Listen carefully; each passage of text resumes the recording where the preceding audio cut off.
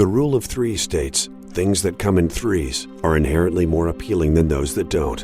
With the next generation GMC Sierra, Canyon, and Sierra Heavy Duty, we couldn't agree more. Whether you choose to have the world's first 6-function multi-pro tailgate, available only on the next generation GMC Sierra SLT, AT4, and Denali models, to confidently take on heavy loads with the available 6.6-liter V8 Duramax turbo diesel in the GMC Sierra Heavy Duty, or to get behind the wheel of the only midsize premium pickup on the road, the GMC Canyon, you'll realize all three help you do one thing: go professional grade. Step up to GMC and get 20% below MSRP on next generation 2019 GMC Sierra Double Cab and SLE Crew Cab models with a traditional tailgate. We are professional grade. GMC. Offer includes price reduction below MSRP and purchase allowance. Not available with special financing, lease, and some other offers. Take retail delivery by 9/3/19. See participating dealer for details. Hi, this is Tony Ruggiero, the Dewsweeper. You're about to listen to an episode of The Tour Coach, which is going to give you an inside look at coaching golf at the very highest level, from on the PGA Tour with my guys all the way to here at Mobile, Alabama in the Dewsweeper Dome, as we help folks of all skill levels, all walks of life, learn to achieve their golfing goals. Sitting in here, we're at, what is this, Red Maple? Red Maple. Red Maple, one of the luxurious cottages here with a Heineken at Frederica Golf Club. Luke Kerr-Dineen, instruction editor of Golf Magazine, down here filming some stuff, hanging out. Dr. Greg Carton, the doc. Mark Wood, who makes appearances here and there on the podcast. Jackson K. Golf, Jackson Court. Morgan Hale, Momo, workout extraordinaire. And I'm going to just say it's our first international Dewsweeper. Perfect. Go ahead and just for one time say Pacifico for me. Pacifico. How good does that sound? Right? So, anyways, Emilio Gonzalez, senior St. Mary's University, coming over here to work with us. I like that kid's action. You better. How good is that? Good. So I thought what we'd talk about on this little roundtable, I thought Morgan was going to kind of carry the conversation, actually. I thought she had some questions for us. But thought what we'd talk about a little bit is what we did today, and then just talk about a little bit about the direction of instruction, and especially the direction of teaching and developing juniors and players. Sound good with you, Doc? Sounds great. So what did everybody think about what we did today? Go ahead, Woody. Well, I think we ought to hear from the editor. He's never seen anything like this. What do you think? What did you think about what we did? What's different? What'd you like? And you can be honest. You can tell us what you didn't like. No, I liked it. I was obviously watching from afar a bit because I was bouncing around shooting some video content with so many wonderful talents in this room today. But I think the art of coaching junior golfer, it's always something I've been really interested in. Because I went to an international junior golf academy just down the road in Hilton. How does what we do compare to that? So it's funny, I may not be the best person to ask, but back when I was there, it was all about trying to swing in a model swing, basically. You're always working towards a model. You're always trying to get to some sort of mythical standard of perfection. Where I think just seeing you guys coaching juniors, and also I think it's sort of part of instruction going forward now, is that it's less about chasing a model, chasing perfection, than it is about coaching you to be the best you, and being okay with the different kinds of swings and the different kinds of moves and the different kinds of bodies. It's more about embracing your own potential. I love that, because I think that's kind of whatever it's been. You mentioned the other night, been doing it 10 years, been doing these. They didn't start out being this nice. Organized. I thought they were just as organized when I started them. But so Greg, first junior camp I ever did on my own, after I quit working with Hank, I invited Woody, and you'll love this, Luke. So I invite Woody to come do it, and we have 15, 18 juniors, and he says, "Hey, do you have an itinerary?" I go, "I do," and I'm so proud because Woody was my golf teacher growing up, and I send him this itinerary, and he calls me and he goes, "No." So here's what we're going to do. But anyways, back to your point. I think that's one of the neat things about bringing everybody in is giving juniors different points of view. And they'll hear different things from Woody, different things from Jackson, different points from Greg. We're not trying to make any one person the same. But look at it in this terms, and Luke has been around all these great golfers, filming this stuff, doing the articles for Golf Magazine, and even his tenure at Golf Digest. We had two different tour players, Smiley Kaufman, Luke Guthrie. They don't swing the same. They don't look the same. The way that they were taught wasn't the same. Which, to me, is a testament to you. And what you've done. You get two really nice players that play the way they play golf, not the way anybody else plays golf. Yeah, I think it's speaks to this concept of getting matched up. It's never something I used to remember really hearing. I think it's something the best coaches intuitively knew how to do. But I think now it's more about, somebody can move in such a way, how can we complement that with a different movement? Whereas, I don't know, when I was growing up, so what? Sort of early 2000s when I was really sort of playing just a lot of golf. It was no one was ever talking about getting matched up. If you had a grip that was too strong, their instinct was to weaken it, right? Whereas I don't think that is necessarily the instinct now. But again, I'm speaking in a room full of teachers. I'd be interested to hear what you guys think. Woody, go ahead. Well, he's in academy at the early 2000s. That's when Tiger was Tiger, right? So Tiger was the model, no question, right? He had all these great players, but everybody's like, Tiger's better than everybody else. So you had to try to do whatever Tiger did, okay? Whether you can physically do it or not, right, Mama? How many players can physically do it? Are they all the same? Louder? No.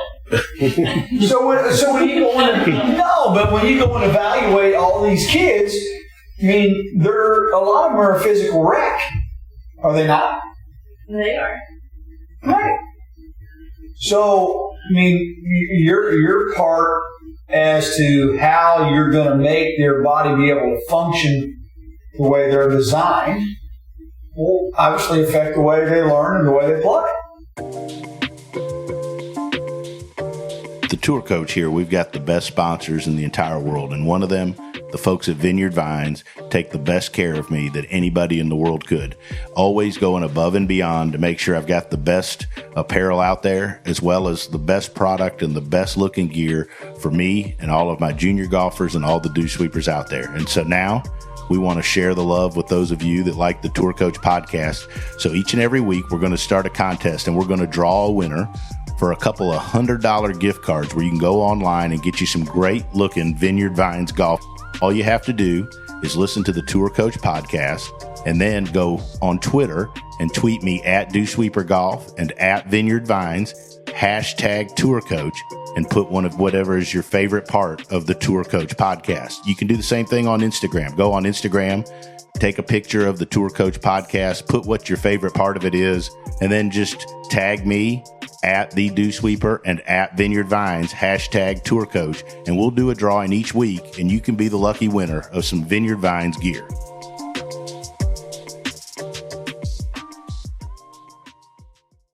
So let me ask you this, Luke, because it's I didn't even think about this when we started the podcast. I was just thinking about finishing the margarita bit. So what you went through, or what you grew up trying to do, was I'm sure a lot of the goals were similar to what we're trying to do with the kids, right? You're trying to develop junior talent. Did they expose you to fitness people, mental coaches, and did you have a multitude of coaches that gave you different points of view? Just curious. I don't even know. I think they were starting to figure out that was important. Is the way I describe it. But I feel like it's just next level now. Everybody has a team now, and I think that it's sort of just an indispensable part of actually wanting to fulfill your potential in golf. You need to be able to have a swing coach working in conjunction with a fitness expert working in conjunction with a mental. It just, to me, it's all of these things go hand in hand. Whereas, it used to seem to all fall on some one all-knowing coach before. Woody, you were in the Golf Digest schools and all that coming up, and worked in that. What was the approach with those with developing juniors, and how is it different than what we're doing today? the instruction was different for sure. You had stations where you did little things. We did compete. I like that. We did play similar to what we did today, but it was the talent level was much different than what we had today. Soup to nuts, right? We'd have much higher handicapped kids, and we have a few really good players. But like today, all these kids can really play. Really play. One of the things I've tried to do here at Frederica is, so we have smaller groups, but I've tried to mix the talent level a little more to where we have guys like Emilio who are going to play 6-8 more months and they're going to turn pro. But you have, you have a kid like Michael Crocker who's 7'2" and he's in 8th grade, right? And he can hit a 7-iron 180 yards. But where you mix those and you get the opportunity for the young kids to play with somebody like you, and I think that, I think that's something. Like those are just things I've watched coming along and working with all of you guys.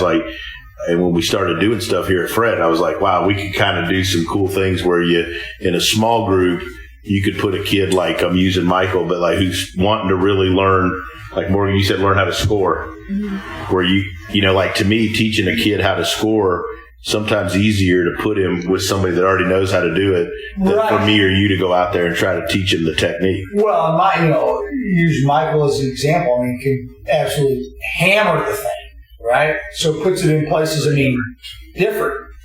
But then he plays with Emilio, and he's like, okay, well, damn, he's going to whip my ass. Mm-hmm.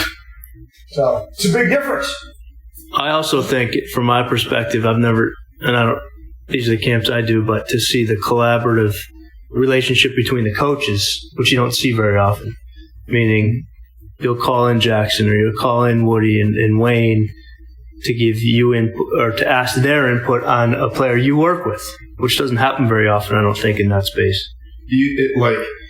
When I was growing up and kind of where I came from, golf instruction is very protective, right? Like you don't want your player going to see somebody else. Right. Or getting any other information. But then when I started working with you guys, it was different at first, but I loved it right away. Luke, that's got to be a little different from what you see. I think in general, golf teachers, though, are still pretty territorial and protective. Yeah, I don't fully. You can speak to the etiquette of all that better than anyone, right? I have no idea what those boundaries are, frankly, between a coach coming to calls, talking to a student. I know it's there. I have no idea how it works, but I think that Jackson, for instance, gave me a lesson today on swing catalyst. First time on swing catalyst. You were fired up. I was fired up. I was hitting it great. Do I need to fire him yet? No, you need to promote it after that. That's not what he wanted to hear. But it was interesting because Jackson asked a question that not a whole lot of coaches have asked me before. It's what are you working on? What are some of the things? What are some of the things that you've been trying to feel in your swing? And it's actually surprising, such a simple, obvious question, but it's not something a lot of teachers will think to ask. I think they see a student arriving at them for a lesson, they think, oh, blank slate, this is my first lesson. And I can't imagine that's ever really the case. And I just think creating that context is just one way of sort of collaborating with whatever's come the line before. Well, agreed with that point 100%, but that even happens if you do see someone regularly, right? There's plenty of people that I teach that come back to me in 2 weeks or 3 weeks. I'm like, I know you're not working on what we've been talking about, so what are you trying to do right now? Right? What did you read in Golf Magazine?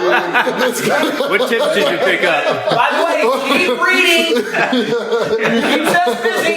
Let me tell you though, there's going to be a tip that I came out with today about the rope. You guys are going to want. That's you.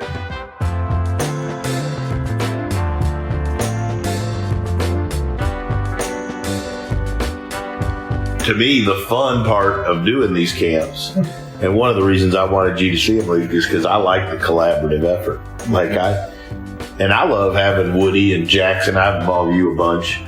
I like asking your opinions on the tour guys I teach. I always think if I was sick, I'm sick, but if I was sick, Like, I mean, I went to a doctor. I mean, I'd want more than one opinion before I had surgery, you know? Right. And I just, I always looked at it as like, I don't think it's a weakness in me as a teacher that I would ask people that I trust what they see before telling somebody to do something. I look at it as a strength, not a weakness at all. A lot of coaches don't, right? A lot of coaches think, no, like, this is, why would I want you asking the opinion of somebody who isn't me? Like, I'm telling you, I'm the expert here. I mean, don't some coaches think that way? Most think that way. Yeah. But look, you're comfortable in your own skin. Okay? And I think that's the testament to you. Well, but I think if you care most about the player, right? Because the person in front of you, like Jackson asked you what you're working on, because he could have jumped in and told you something. It could have been totally opposite. You would have just gone, and then left and been like, well, that's opposite of what I was thinking. Mm-hmm. But if you don't, you think, Doc, if you keep the player like and them getting better is most important. Yeah, I also think that has to be a collaborative relationship too. Like asking questions like that. What do you want to do? What do you want it to look like? And how do we get you there? Instead of saying, this is how you're going to do it. It doesn't happen very often. Emilio, how is it different than instruction you've had? Really different, actually. I love it. It's like way more open-minded. In a way, it's a little more old school and stuff, but I like that a lot. Simple. Not really that much, not really having to have too many technical thoughts. And it's just awesome. I get a lot of knowledge, and it's awesome to be around this. You mentioned team earlier, and that's one of the things that Emilio said was, he was like, he liked meeting the whole team of people. And I think more and more juniors and college players and people, they watch tour players now. And I think everybody learns from or sees what tour players do. And so I think you see more people at a younger age kind of surrounding themselves with folks like Greg and, and they have teachers and they have mental coaches and they have fitness people they have Morgan and they have those people. I think you see it more and more at an earlier age now than you ever used to. Absolutely. Yeah, I think so. And it makes sense, right? Like if you're trying to, golf is there's so many different components to playing good golf, right? And it doesn't start out with swinging the golf club. And I think in order to actually be good at this game in its entirety, you need to be good at each individual part of it. If you're working on something in your swing, you need to make sure you have the strength, capability to actually be able to do it. And then you need to have the mental acuity to be able to apply it. These things don't live in isolation, right? They're all working together constantly. Yeah. That's one of the biggest things that over the years I've learned. I learned at first was actually with Smiley, was working with Colby. And then now Morgan, we work together all the time, was just the whole part. As I came up as a teacher, didn't focus as much on what the person's body could do or what they couldn't do. And you look back, I look back on people that juniors and stuff that probably just weren't able to do some of the shit I was asking them to do. And that's why they didn't get better. But now I look at what we're able to do. Morgan and I working together, Jackson and I working together. That's a powerful piece of the puzzle. Woody and I had a nice little session today with one of the kids on the putting green, right? Where Woody's making some nice technical changes to his putting stroke. And then we're trying to... Justin, right? With Justin. And then trying to apply that from a performance perspective and how that's going to look and how that's going to feel for him. And I think it went pretty well. And it's fun to do stuff like that. Oh, awesome. And I think he got quite a bit out of that. It was maybe a different approach for him, but seemed to take to it quickly. Why do you like coming down and be a part of this, other than the cocktails? Yeah, for that reason. But to see the passion that the kids have, they're like sponges. And it's almost like shooting fish in a barrel. They're going to listen to whatever you say in a good way. They want to get better and they'll do whatever it takes. And to be able to collaborate with teachers and fitness people to get a consistent message to those kids, it doesn't happen very often where I get that opportunity. When I'm working, it's usually just in my office or on the course. It's just me and them. But to be with a teacher and other folks that are helping them get better I don't get that opportunity anywhere.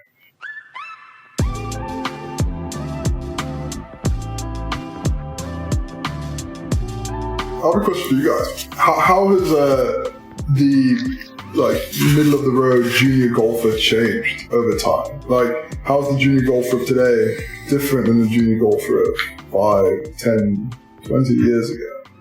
What do they do differently? What do they do better or worse? You start, Woody, since you've been around longer. I think they're better. I mean, they're so much better. So their ability to shoot lower scores at a younger age is phenomenal. It's happened just within these schools in the last 5 years. The younger kids, they're getting younger and better. Like the 13-year-old kid today, right, is as good as we've seen at us. I mean, it was unbelievable. I mean, and look, Emilio's a wonderful college player. Look forward to watching him grow as a professional golfer, et cetera, and absolutely makes all the sense in the world to give it a try, right? That person, when I was a college player, the number of people that should have given it a try is very small, right? They just weren't good enough. There's more people good enough. Oh, my God. I mean, you don't really know because you don't know what's inside their belly. And that's the part, that doc, we're trying to figure out what's in their belly and what's in their head. Can they get out of their own way to really, unleash their true potential? Mm-hmm. Some people can't. They can't get out of their own way. Mm-hmm. Some can. But these kids, there's zero fear of shooting low. And there's zero fear of being really good really early, which is what you see on the tour. That's why the tour is so much younger than it used to be. It used to be, you'd be a tour player, you're not supposed to win. You can play good, but you can't win. Now, they don't care. They're just, how many times can they? Right. I agree. I think they're better. And I think technology and the ability to put groups of people like this and in different places, access to, I think they have more access to it earlier instead of, heck, I didn't have real instruction until I was late in high school, right? I didn't have any, now kids are getting great instruction and there's access to it. Junior high. Yeah. Mm-hmm. And so like by the time they're 8th, 9th grade, they've already got good grips. They've got good pivots. Their club face square. So hell, we're just developing scoring skills now because their golf swing's already pretty dang good. Mm-hmm. Whereas like with me, you were trying to get me to hit a driver off the deck. Yeah, but you were a nice high school player. Right. But not a world beater. No. But you got to where you're a college player. Look, a kid plays in college is an unbelievably good athlete. It's incredible. Good jingle bell player. Unbelievable. I don't know much about the jingles bell since I've only been invited once. Keep turning it down. I think technology has really changed for the juniors, right? Like, even when I was growing up, for me to see my swing, I had to go take a lesson, right? Like, I couldn't just pull out my phone and have my buddy take a video. I had to go pay somebody $85 and get it on VCR, and then I'd take it home.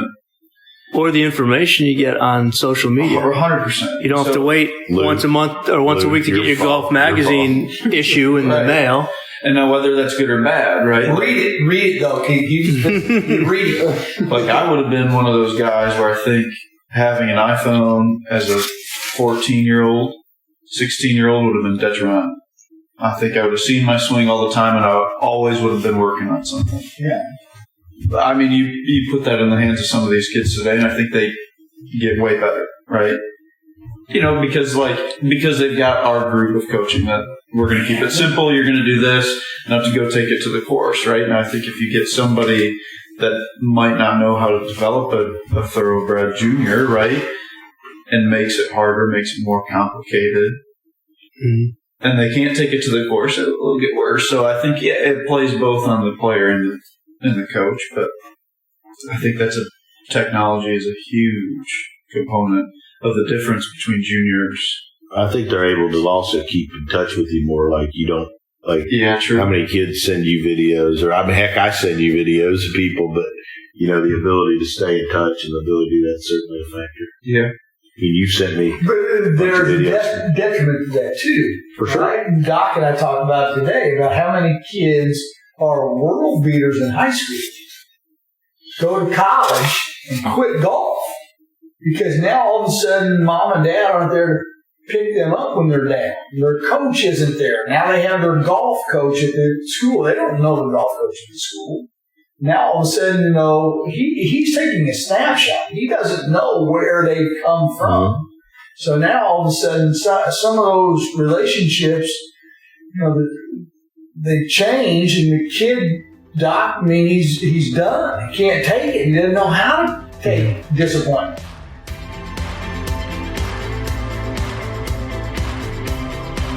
It's funny because I feel like that's something I wonder about sometimes too. Is like it seems like when you look back at say like the 80s in golf, and you think about like who's like just a mentally someone who is just like at the top of their game and is winning because of it, and you think of like a Ray Floyd who like plays angry, and like maybe Jack Nicklaus would fall into that category, or there's just guys who get really channel their sort of like underdog. I'm gonna beat you because I want it. Yeah, just nails, right? Whereas like nowadays, again, this is totally subjective, but when I see like the very best players coming up, it's like it's the same sort of level of confidence, but it's like angled very differently. It's like confidence based on having won all the time, and it's like I can't fully describe it, but it's just different. Don't you think that goes back to Tiger? Like, what do you mean? They don't feel like underdogs, They Right. feel like overdogs. That's right. They only have something to lose, right? Like it's a relief if they play well. If they are, as opposed to, like you said, almost playing from behind, like they have a chip on their shoulder, playing with an edge. Good stuff. Luke, any parting shots?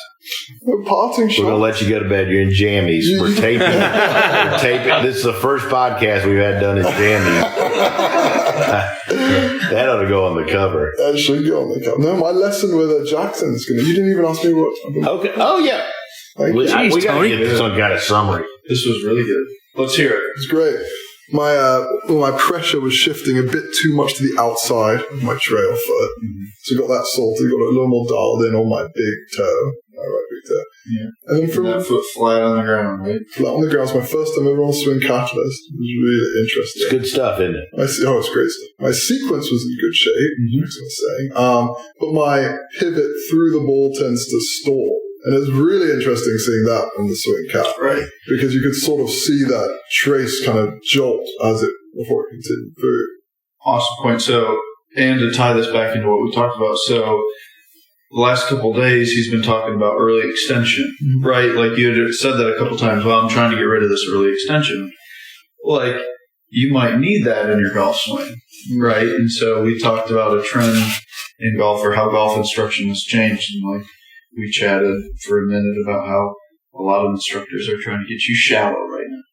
Now that there's some merit to that, absolutely, and I had picked your brain about that not too long ago.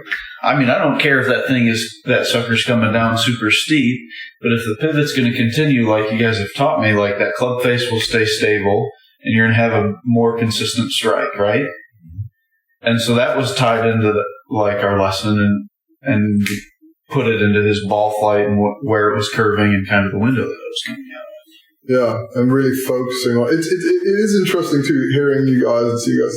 There's so much emphasis on the pivot, and it's something that probably I haven't thought about as obviously knowing it's important, but it's just such a center point of like the golf swing, like literally, and also the way you teach the golf swing, right?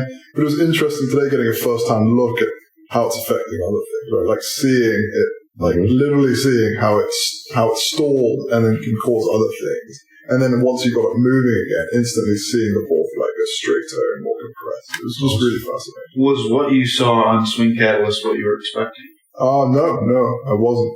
I wasn't really expecting anything, but like I was saying earlier, like, I feel like I was early extending, and you're like, well, maybe, but I don't think that's the issue that we're looking to fix here. Right. Which was interesting because it sort of just dug a little bit beneath the surface, right? Jackson had to undo all those people that walk through your office and give you those lessons. Right?